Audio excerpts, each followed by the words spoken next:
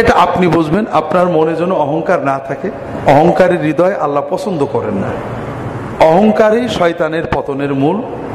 আমার পানাহার, পোশাক, চাল চলন কোনো কিছুতেই যেন অহংকার না আসে। অহংকারটা কি? সাহাবায়ে কেরাম রাসূলুল্লাহ সাল্লাল্লাহু আলাইহি ওয়াসাল্লাম যখন অহংকারের ব্যাপারে অনেক কথা বললেন, আল্লাহ তাআলা বলছেন আল কিবরিয়া উ রিদাই, অহংকার আল্লাহ বলছেন আমার ভূষণ।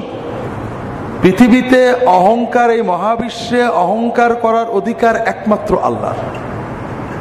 ফামান নাযানি ফি রিদাই আলকাইতুহু ফিন্নার, যদি কেউ আমার এই অহংকারের চাদর ধরে টান দেয়, নিজে অহংকার করতে যায়, আল্লাহ তাআলা বলছেন যে আমি তাকে জাহান্নামে ছুঁড়ে ফেলে দিই। অন্য হাদিসে আসছে রাসূলুল্লাহ সাল্লাল্লাহু আলাইহি ওয়াসাল্লাম একজন সাহাবী রাসূলুল্লাহ ইন্তেকালের পরে আরেক সাহাবীর কাছে দেখা করতে আসছেন। গল্প টল্প করে উঠে যাচ্ছেন। উঠার পরে এই সাহাবী খুব কাঁদছেন। তো সাহাবীর যারা মুরিদ সাথী সাহেব, তারা জিজ্ঞেস করছেন, ইয়া আবা আব্দুর রহমান, আপনি কাঁদছেন কেন এত? উনি কি বলে গেলেন যে আপনার এত কান্না আসছে? উনি বললেন যে উনি আমাকে বলেছেন, রাসূলুল্লাহ সাল্লাল্লাহু আলাইহি ওয়াসাল্লাম বলেছেন, লা ইয়াদখুলুল জান্নাতা মান কানা ফি কলবিহি মিসকালু দাররাতিন মিন কিবর, যার অন্তরের ভিতরে সামান্য পরিমাণ অহংকার থাকে ওই ব্যক্তি জান্নাতে যেতে পারবে না। আমার একটা রোগ আছে ভাই, আমি যখন কোরআন বা হাদিসে পড়ি যার অন্তরে অহংকার আসে, যার অন্তরে অহংকার থাকে সে জান্নাতে যেতে পারবে না, চট করে আমার মনে হয় যে আমার বিশ্ববিদ্যালয়ের অমুক প্রফেসর ও জান্নাতে যেতে পারবে না, ওর খুব অহংকার। যখন আমি পড়ি যে লোভ থাকলে জান্নাতে যেতে পারবে না বা জান্নাতে যাওয়ার অসুবিধা হবে, তখন আমার চট করে মনে হয় অমুক হুজুর খুব লোভ, ও জান্নাতে যেতে পারবে না।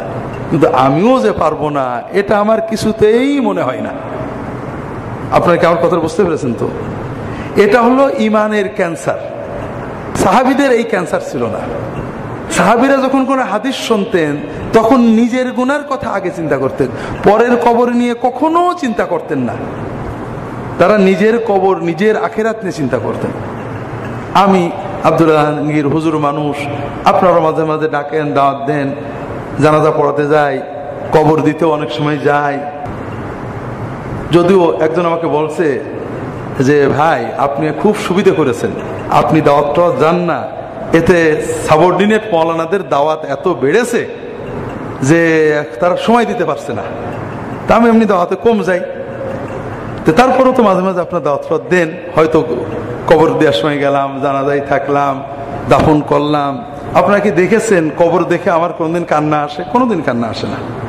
কারণ আমি কবরের আযাবের সব জানি, কিন্তু আমি জানি কবরে আযাব হবে, মন্ত্রী মিনিস্টার আমার বিরুদ্ধে আমাকে যারা রাগ করে অমুক দল, আমার যে কবরে আযাব হবে আমার মনেই হয় না। তা চোখে পানি আসবে কি করে? আমার মনে হয়, আমার মনের অবস্থা এই যে আমি হুজুর মানুষ, আমার জন্য তো জান্নাত কনফার্ম। কবরে আযাব হলে ওদের হবে, আমার কেন হবে? এই জন্য কবর দেখলেও, দাফন করলেও আমার কিন্তু চোখে পানি আসে না। ওসমান রাদিয়াল্লাহু তাআলা আনহু কবর দেখলে বেহাল হয়ে যেতেন, অস্থির হয়ে যেতেন। তার সাথীরা প্রশ্ন করলো, ইয়া আমিরাল মুমিনিন, আপনি কবর দেখলে বেহাল হন কেন? তিনি বলেন যে রাসূলুল্লাহ সাল্লাল্লাহু আলাইহি ওয়াসাল্লাম বলেছেন, আল কবরু আউয়ালু মানজিলাতিন মিন মানাজিলিল আখিরাহ ফাহুয়া ইম্মা রাউদাতুম মিন রিয়াদিল জান্নাহ ওয়া ইম্মা হুফরাতুম মিন হুফারিন নার। কবর হলো আখিরাতের প্রথম স্টেশন, প্রথম ঘাঁটি।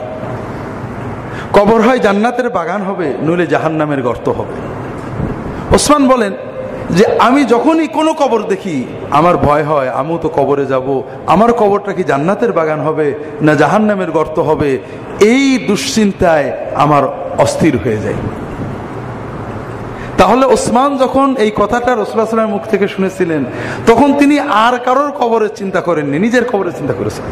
আর আমি আব্দুল্লাহ জাহাঙ্গীর অনেক হাদিস পড়ছি, আমার খালি পরের কবরের চিন্তায় হয়, নিজের কবরের চিন্তা আসে না। তা তা আমার এই রোগের কথা আপনাদের বলার উদ্দেশ্য হলো যে আপনারা অন্তত এই রোগ থেকে মুক্ত হন। সাহাবীরা দেখেন কি অবস্থা, আমরা কি করি, শুধু পরের সমালোচনা করি। কিছু মানুষ আছে যারা দিন নিয়ে চিন্তা করেন না, আখিরাত নিয়ে চিন্তা করেন না, দুনিয়ায় পাগলের মতো ছুটেছেন, এক সময় মরে যাবেন, সবই পড়ে থাকবে, খালি হাতে চলে যাবেন।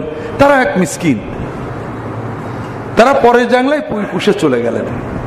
আর আমরা কি মিসকিন, আমরা কিছু ভালো মন্দ বুঝি, হক বুঝি, বাতিল বুঝি, হালাল বুঝি, হারাম বুঝি।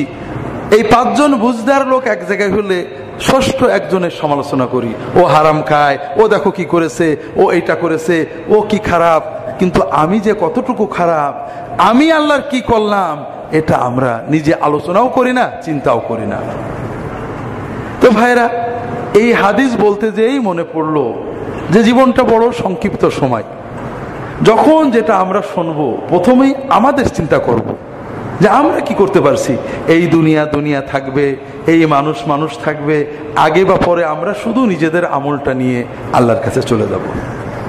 আল্লাহ তাআলা, আল্লাহর ফেরেশতারা কখনোই আমাদেরকে অন্যের কথা শুনবেন না, আমার কথা শুনবেন। তোমার পাশের বাড়ির লোকের দাড়ি ছোট ছিল, বউ পর্দা করতো না, মেয়েরা পশ্চিম নষ্টি করতো, এই প্রশ্ন আমাকে করবেন না।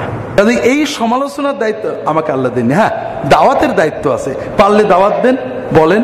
যদি সাহসে না করলে বোবা শয়তান হয়ে যান, দোয়াটা করেন, আল্লাহ আমার পড়শি অমুক ভালো করে দাও। আর গুনার চিন্তা নিজেরটা করতে হবে, যেভাবে এই সাহাবী করছেন।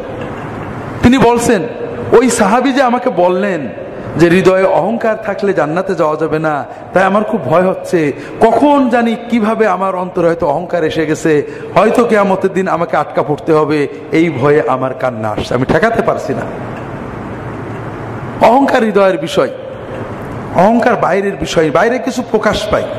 সাহাবীরা প্রশ্ন করছে, ইয়া রাসূলুল্লাহ, আমরা তো সৌন্দর্য চাই, সুন্দর জামা, সুন্দর কাপড়, সুন্দর চুল, সুন্দর পোশাক, সুন্দর বাড়ি, সুন্দর বাহন, এটা কি অহংকার? তিনি বলেন, না, ইন্নাল্লাহ জামিলুন ইউহিব্বুল জামাল, আল্লাহ সুন্দর, সৌন্দর্য পছন্দ করেন।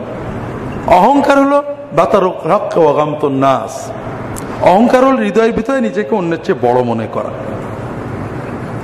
আর এই বড় মনে করার প্রকাশ হলো যে মানুষকে ছোট মনে করা, মানুষকে অবজ্ঞা করা, মানুষের প্রতি হেয় মনোভাব নিয়ে মনে রাখা বা তাকানো, আর সত্যকে গ্রহণ করতে কষ্ট লাগা। এই জন্য ভাইয়েরা, অহংকার আমাদের ব্যক্তিগত অনুভূতি।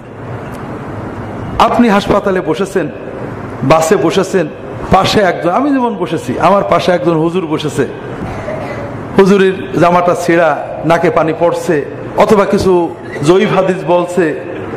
আমি বলছি, দেখো কি সব এই অভদ্র হুজুররা ইসলামটা শেষ করে দিল, এটা হলো আমার মহাপাপ। আমার ওই সময় চিন্তা করার, মাশাআল্লাহ, আলহামদুলিল্লাহ, আল্লাহ তুমি দয়া করে আমার কিছু জ্ঞান দিয়েছো, আমার কাপড়টা পরিষ্কার রাখা তৌফিক দিয়েছো, আমাকে জয়ীফ হাদিস থেকে মুক্ত করেছো, আল্লাহ তোমার দয়া, তোমার এই বান্দা তোমার জন্য কাজ করে, অত বুঝিনি, আল্লাহ তুমি আমাকেও মাফ করো, তাকেও মাফ করো। এটা হলো আব্দের চিন্তা, যে বান্দা চিন্তা করে যে আমারটা আমার না, আমার মালিক আমাকে দয়া করে দিয়েছে। এইটা হলো আব্দের অবদিয়াতের চিন্তা। এটা যদি আপনার থাকে, আপনার যা আছে, আপনার টাকা আছে, ছেলে পেলে বড় লোক আছে, ক্ষমতা আছে, খাদ্য বেশি খাচ্ছেন, আপনি ভালো আছেন, যাই আছে, আপনি যখনই বসবেন এটা মালিকের দেওয়া, আল্লাহ তুমি দয়া করে দিছো, আর অহংকার থাকলো না। আর যখনই আপনি মনে করলেন এটা আমার, আমি এই সময়ে এই চেষ্টা করছিলাম, এই ভোটটা করছিলাম, এই কাম করছিলাম বলে আজকে আমার এত, তার মানে আপনি শয়তানের খপ্পরে পড়ে গেছেন। আপনার সব কিছুর পরেও আপনি যে নেয়ামতে আছেন সেটা নাও থাকতে পারতো। আপনি যেটুকু করেছেন এটাও আল্লাহর দয়া, আপনি যেটা পেয়েছেন এটা আল্লাহর দয়া। এই জন্য অহংকার আপেক্ষিক। অহংকার আপনার অন্তর থেকে দূর করবেন। এটা দূর করার উপায় সকল নেয়ামতকে আল্লাহর দেওয়া মনে করা। আল্লাহ আমাদেরকে খড়ম পড়ে জঙ্গলে থাকতে বলেননি। রাসূলুল্লাহ সাল্লাল্লাহু আলাইহি ওয়াসাল্লাম বলছেন যে একজন ব্যক্তি খেতে পায়নি, মুমিন, সে সবর করে, যে আল্লাহ তুমি কষ্ট দিয়েছো, এর ভিতর নিশ্চয় ভালো, তুমি কাটিয়ে দাও, সবর করে যেমন সওয়াব পায়। একজন যে আল্লাহকে আল্লাহ অনেক দিয়েছেন, আল্লাহর নিয়ামত ভোগ করে শুকর করেও সে ওই রকম সওয়াব পেয়ে যায়। কাজে আপনার অবস্থায় আপনি অন্তরটাকে আল্লাহর দিকে রাখবেন, তাহলেই অহংকার থেকে মুক্ত হতে পারবেন।